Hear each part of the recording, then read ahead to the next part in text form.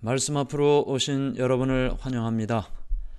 오늘은 165강 66장 모함에도 승리하신 예수님이라는 제목으로 말씀을 나누도록 하겠습니다. 66장은 논쟁이라는 제목으로 기록되어 있고요. 성경 마태복음 22장 15절부터 46절, 마가복음 12장 13절부터 40절, 누가복음 20장 20절부터 47절까지 말씀을 본문으로 기록되어 있습니다.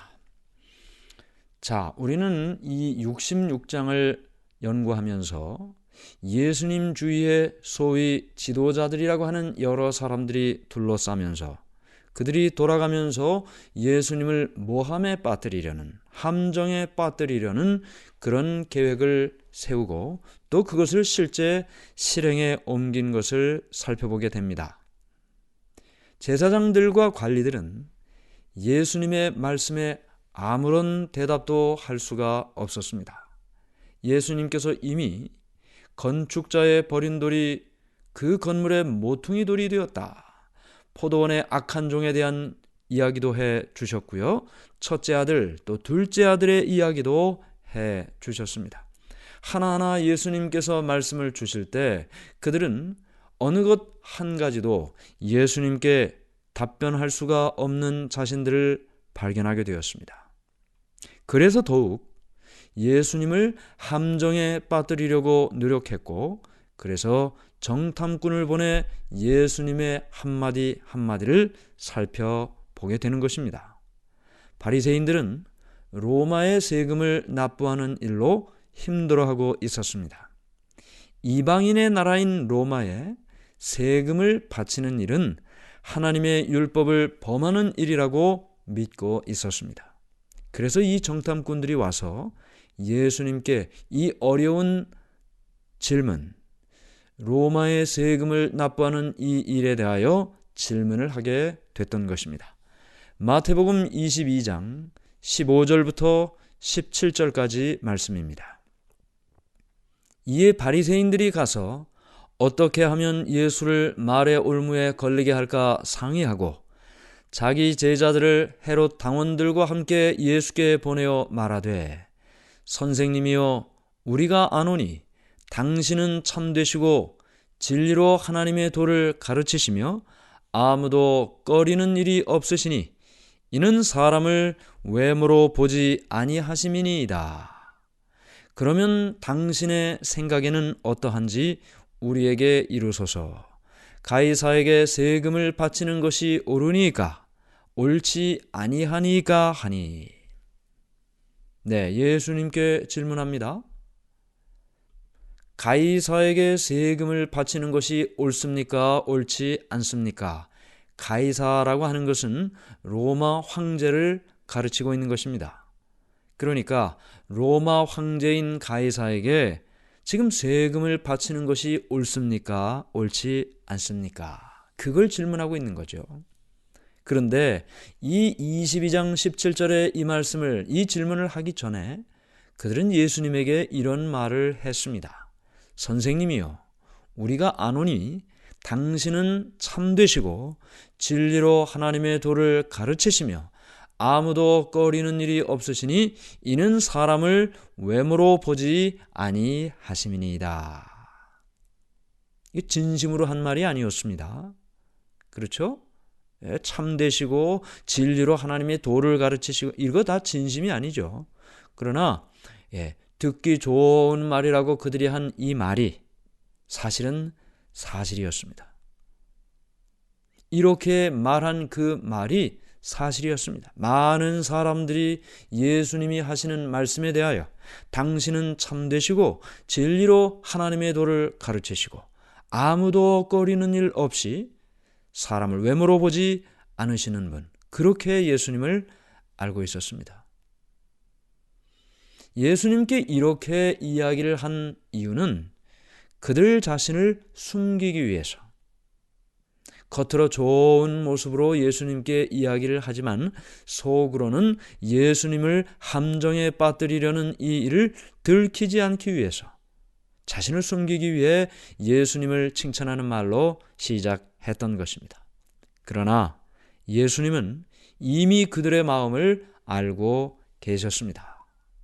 마태복음 22장 18절부터 22절까지 예수께서 그의 악함을 아시고 이르시되 외식하는 자들아 어찌하여 나를 시험하느냐 세금 낼 돈을 내게 보이라 하시니 데나리온 하나를 가져왔거늘 예수께서 말씀하시되 이 형상과 이 글이 누구의 것이냐 이르되 가이사의 것이니이다. 이에 이르시되 그런즉 가이사의 것은 가이사에게 하나님의 것은 하나님께 바치라 하시니 그들이 이 말씀을 듣고 놀랍게 여겨 예수를 떠나가니라. 예수님께서는 그들의 위선을 경고하셨습니다. 어찌하여 나를 시험하느냐 하고 말씀하시면서 그들의 속마음을 이미 알고 계신 것을 말씀하셨습니다. 그리고 세금 낼 돈을 가져오라 그랬죠. 보여달라 그랬습니다. 그리고 그 돈에 있는 형상 그리고 글을 물어보셨죠. 그리고 나서 가이사의 것은 가이사에게 하나님의 것은 하나님께 바치라고 말씀하셨습니다. 예수님께서는 질문에 회피하지 않았습니다. 솔직하게 대답해 주셨습니다. 가이사의 이름과 형상이 새겨진 로마의 돈을 손에 들고 로마의 보호 아래 살고 있는 이상 통치를 위해 그들이 요구하는 세금을 바치는 것은 당연한 일이었기 때문입니다. 이것이 만일 더 높은 의무, 즉 하나님께 충성하는 법과 충돌되지 않는다면 그것을 마땅히 따라야 하는 일인 것입니다. 그러나 만일 국가의 법에 충성하는 일과 하나님께 충성하는 일이 충돌될 때에는 먼저 하나님께 충성하는 것이 마땅한 일일 것입니다. 하나님의 것은 하나님께 바치라. 이 말씀은 음모를 꾸미는 유대인들에게 한 책망이었습니다. 만일 그들이 하나님께 대한 의무를 충실히 했다면 국가가 분열되고 외국에 의해 식민 통치되는 일을 경험하지 않았을 것입니다. 그것 자체로 그들은 이미 하나님을 배반한 심판을 받고 있었던 것입니다. 바리새인들은 예수님의 대답을 듣고 놀라면서 예수님을 떠나갑니다. 그들에게는 아직까지 해결되지 못한 난제였습니다. 지금 세금 문제가 말이죠. 그런데 예수님께서 올바른 원칙과 해결 방법을 말씀해 주셨기 때문에 예수님의 통찰력에 놀라며 떠나가게 되었습니다.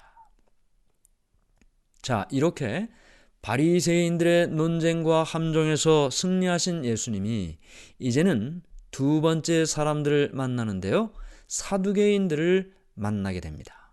이 바리새인들과 사두개인들은 대표적인 유대의 분파들이죠. 서로 원수지간이었습니다. 그러나 예수님을 향한 목적은 일치하고 있었습니다. 사두개인들은 천사들의 존재, 또 죽은 자의 부활, 또 죽음 이후의 보상 또는 그 형벌 자체를 부인했습니다. 믿지 않았습니다. 부활 문제는 특히 바리새인과 사두개인들의 끊임없이 대립하는 주제이기도 했습니다. 제사장들의 대부분이 사두개인들이었고 바리새인들보다는 그 사두개인의 숫자가 적었습니다. 이 사두개인들도 예수님의 가르침을 거절했습니다. 다른 유대인들처럼 그들은 아브라함의 자손이라는 선민의식 그리고 율법을 엄격하게 지키고 있다는 것으로 자랑하고 살고 있었습니다. 그들의 마음은 다른 사람의 고통이나 어려움에 도무지 움직이지 않았습니다. 그저 단지 자신만을 위하여 살았을 뿐입니다. 그래서 그들은 예수님께 자신들이 자신 있다고 생각하는 부활 문제로 논쟁하며 예수님을 함정에 빠뜨리려고 했던 것입니다. 마태복음 22장 23절부터 30절의 말씀입니다. 부활이 없다 하는 사두개인들이 그날 예수께 와서 물어 이르되 선생님이여 모세가 일렀으되 사람이 만일 자식이 없이 죽으면 그 동생이 그 아내에게 장가들어 형을 위하여 상속자를 세울지니라 하였나이다. 우리 중에 7형제가 있었는데 마디가 장가들었다가 죽어 상속자가 없으므로 그 아내를 그 동생에게 물려주고 그 둘째와 셋째로 7째까지 그렇게 하다가 최후에 그 여자도 죽었나이다. 그런즉 그들이 다 그를 취하였으니 부활 때에 7 중에 누구의 아내가 되리까? 예수께서 대답하여 이르시되 너희가 성경도 하나님의 능력도 알지 못하는 거로 오해하였도다. 부활 때에는 장가도 아니가고 시집도 아니가고 하늘에 있는 천사들과 같으니라. 예수님께서는 먼저 바리새인들에게는 위선 때문에 책망했습니다. 위선 때문에. 그러나 사두개인들에게는 위선 때문이 아니라 잘못된 오류에 대하여 책망을 하셨습니다. 그들은 성경에 대하여 잘못 알고 있었던 것입니다. 성경과 하나님의 능력에 대하여 잘 알지 못하는 것은 믿음에 대하여 혼란을 가져옵니다. 또 마음의 어두움을 가져옵니다. 그러므로 성경과 하나님의 능력에 대하여 분명한 믿음과 확신을 가지고 있는 것이 대단히 중요하다는 것이죠. 사두개인들은 자신의 생각에 기초한 추측으로 하나님을 알려고 노력했습니다. 그러나 그런 인간적인 생각으로는 하나님의 신비를 설명할 수 없습니다. 그래서 많은 사람들이 무신론자가 되는 것입니다. 하나님이 없다고 생각하는 것이죠. 우리 주위에 있는 신비, 깨닫지 못하는 많은 일들, 그런 신비를 여는 유일한 열쇠는 그 가운데 있는 하나님의 완전하신 임재와 능력을 인정하는 것입니다. 이 무슨 말이에요? 완전하신 임재와 능력을 인정한다. 우리가 다 이해하고 믿는 것이 아닙니다. 어떻게 우리가 하나님을 다 이해할 수 있겠습니까? 하나님은 인간이 아니신데요. 노아가 한 번도 보지 못한 비가 40일 동안 내려서 이 세상이 물로 뒤덮일 것이다.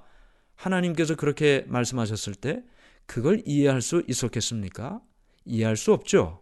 그러나 그럼에도 불구하고 그 말씀 가운데 하나님께서 함께 하신다라는 사실을 인정했을 때 그 일을 받아들일 수 있었고 실천할 수 있었던 것입니다. 그러므로 우리가 이해하지 못하는 그 신비를 우리의 마음속에 받아들일 수 있는 그 이유는 하나님의 완전하신 임재와 능력, 살아계신 하나님이 계시다는 것, 그 하나님이 내가 생각하는 것보다 더 높이, 더 깊이, 넓게 생각하시는 분이라는 것, 그것을 인정할 때 비로소 우리는 신비로움도 받아들이고 살 수 있는 것이죠. 예수님께서는 만일 죽은 자의 부활이 없다면 믿음도 성경도 쓸데없게 된다는 것을 가르치셨습니다. 마태복음 22장 31절부터 33절. 죽은 자의 부활을 논할진대 하나님이 너희에게 말씀하신 바 나는 아브라함의 하나님이요 이삭의 하나님이요 야곱의 하나님이로라 하신 것을 읽어보지 못하였느냐. 하나님은 죽은 자의 하나님이 아니요 살아있는 자의 하나님이시니라 하시니 무리가 듣고 그의 가르치심에 놀라더라. 하나님께서는 없는 것들을 있는 것처럼 간주하시는 분이십니다. 네, 없는 것들을 있는 것처럼 여기신다. 하나님은 시작부터 끝을 아시는 분이시고 그 사업의 결과를 이미 이루어진 것처럼 보시는 분이십니다. 이게 무슨 말인가요? 없는데, 지금 여기 없는데 없지만 있는 것처럼 여기신다고요. 그리고 시작하고 있는데 이미 끝을 아신다고요. 사업의 결과 아직 나타나지 않았습니다. 사업의 결과를 그것이 이루어진 것처럼 보신다고요.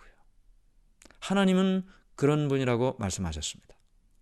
아담으로부터 시작하여 맨 마지막에 죽을 성도에 이르기까지 죽은 그 고귀한 사람들이 예수님의 음성을 듣고 무덤에서 나와 영생을 얻게 될 것입니다. 이것이 예수님께서 말씀하신 말씀입니다. 그러면 이게 아직 이루어지지 않은 일이죠. 예수님이 이 땅에 재림하실 때나 부활을 통해 의인이 일어나니까. 그러나 예수님은 아직 일어나지 않은 그 일을 이루어진 것처럼 보신다는 말입니다. 그러므로 지금 의인이 죽었다면 그 죽은 자는 예수님 안에서는 어떤 거예요? 이미 살아난 거예요. 왜 그렇습니까? 앞으로 살아날 것이기 때문에 이미 살아난 것으로 예수님께서는 간주하신다는 것입니다. 이제 이렇게 바리새인들은 위선으로 책망받았고 사두개인들은 잘못된 오류에 대하여 책망받았고 이제 이번에는 율법사가 나타납니다. 사두개인들은 예수님의 대답에 아무런 반응도 나타낼 수가 없었습니다. 자, 바리새인들은 10계명의 앞에 4계명은 하나님에 대한 계명이죠. 그리고 뒤에 6계명 사람을 위한 계명 아닙니까? 바리새인들은 10계명의 앞에 4계명 하나님에 대한 계명을 그 뒤에 있는 사람을 이웃을 위한 계명보다 더 중요하게 생각했습니다. 그래서 사람들을 위한 봉사, 실제적인 경건 이런 일은 그들은 실패했습니다. 그저 하나님께만 열심히 하려고 했지 이웃과 사람을 사랑하고 아끼는 그 일은 실패했어요. 그래서 예수님께서 하나님에 대한 계명보다 사람에 대한 계명 6가지를 높인다고 비난을 하던 때였습니다. 그때 율법사가 예수님께 와서 질문을 했습니다. 마태복음 22장 34절부터 40절. 예수께서 사두개인들로 대답할 수 없게 하셨다 함을 바리새인들이 듣고 모였는데 그 중에 한 율법사가 예수를 시험하여 묻되 선생님, 율법 중에서 어느 계명이 크니이까? 예수께서 이르시되 내 마음을 다하고 목숨을 다하고 뜻을 다하여 주 너의 하나님을 사랑하라 하셨으니 이것이 크고 첫째 되는 계명이요 둘째도 그와 같으니 내 이웃을 내 자신같이 사랑하라 하셨으니 이 2 계명이 온 율법과 선지자의 강령이니라. 하나님을 사랑하라는 계명 첫 번째부터 4번째까지, 이웃을 사랑하라는 계명 5번째부터 10번째까지. 그래서 결국은 10개의 계명이 2개의 계명으로 설명이 되는 것이죠. 하나님을 사랑하라는 것과 이웃을 사랑하라는 것으로 설명이 됩니다. 이 2 계명이 모두 사랑의 원칙을 나타내는 일입니다. 대상이 다를 뿐이죠. 하나님이냐 이웃이냐. 첫째 부분에 실패하면 둘째 부분은 지킬 수가 없습니다. 하나님을 사랑하는 일에 실패하면 이웃을 사랑하는 일도 지킬 수가 없다는 말이죠. 하나님을 사랑하는 일을 하지 않고 이웃을 사랑할 수 없다는 말입니다. 예수님께 질문한 이 사람은 율법에 정통한 사람이었습니다. 그는 예수님의 말씀을 듣고 놀랐습니다. 그래서 그는 예수님께 이렇게 고백을 합니다. 마가복음 12장 32절 33절. 서기관이 이르되 선생님이여 옳소이다. 하나님은 한 분이시요 그 외에 다른 이가 없다 하신 말씀이 참이니이다. 또 마음을 다하고 지혜를 다하고 힘을 다하여 하나님을 사랑하는 것과 또 이웃을 자기 자신과 같이 사랑하는 것이 전체로 드리는 모든 번제물과 기타 제물보다 나으니이다. 네. 지금 이 서기관, 이 율법사가 예수님의 말씀을 듣고 죄를 깨닫습니다. 서기관은 유대인들이 내적인 경건보다 외적인 의식에 집착하고 있다는 것을 잘 알고 있었습니다. 하나님을 사랑하고 순종하고 사람에게 이기심 없이 대하는 것이 이 모든 의식보다 더욱 가치 있는 것이라는 것을 그는 고백했던 것입니다. 그는 제사장들과 바리새인들 앞에서 예수님의 참된 정신과 신앙을 인정했습니다. 예수님의 마음은 제사장들의 찌푸린 얼굴과 관리들의 위협을 무릅쓰고 담대하게 확신을 말한 이 정직한 서기관을 동정했습니다. 마가복음 12장 34절 예수께서 그가 지혜 있게 대답함을 보시고 이르시되 내가 하나님의 나라에서 멀지 않도다 하시니 그 후에 감히 묻는 자가 없더라. 네, 예수님께서 이 서기관을 인정해 주셨던 것입니다. 오늘 우리는 여러 사람들, 바리새인들, 사두개인들, 또 율법사까지 예수님을 시험하고 함정에 빠뜨리려는 여러 시도들을 보았습니다. 그러나 그 여러 모함에도 불구하고 예수님께서는 말씀으로 승리하셨습니다. 그들을 책망도 하셨고 그들에게 경고도 하셨고 그들에게 바른 길을 보여주셨습니다. 그 말씀 앞에 순종한 사람은 살 것이고 그 말씀 앞에 등 돌려 돌아가는 사람은 심판이 있을 것입니다. 오늘 우리의 마음속에 말씀을 따라 살아가는 겉으로 드러난 것뿐만 아니라 보이지 않는 속을 주님께 아낌없이 바치고 살아가는 우리 모두가 되기를 간절히 바랍니다. 하늘에 계신 하나님 아버지, 하나님의 은혜를 감사합니다. 여러 사람들이 예수님을 모함하려고 했지만 예수님께서 말씀으로 승리하셨습니다. 잘못된 것을 지적했고 바른 길을 보여주셨습니다. 그 길을 따르는 자는 삶이 있고 그 길을 등진 자는 결국 낭떠러지로 떨어지는 운명을 피할 수 없음을 보았습니다. 우리 모두가 말씀으로 그 길을 따라 살게 해 주시옵소서. 예수님의 이름으로 간절히 기도드리옵나이다. 아멘.